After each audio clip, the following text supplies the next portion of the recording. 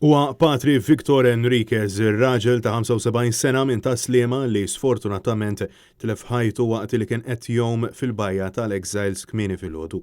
Jidher illi kienu xi persuni li kienu fuq il-Bajja sbieħ l-erba' illi lemħu lil Patri Karmelitan f'diffikultà. Mill-ewwel investigazzjonijiet li saru rriżulta li Enriquez x'aktarx sab ruħu f'diffikultà waqt li kien qiegħed jgħum. Minnu fih ġew msejħa fil-post immedħu b'ambulanza u uffiċjali tal-Pulizija mill-Lassa ta' San Ġiljan. Minkejja li ġie amministrat is-CPR il-Patri anzjan ġie ċertifikat mejjed fuq il-post. Dwar il-każ infetħet inkjesta mmexxija mill-Maġistrat José Demicoli li ħatret diversi esperti sabiex jassistuha. L-investigazzjonijiet dwar dan il-każ mill-Pulizija tad-Distrett għadhom għaddejjin.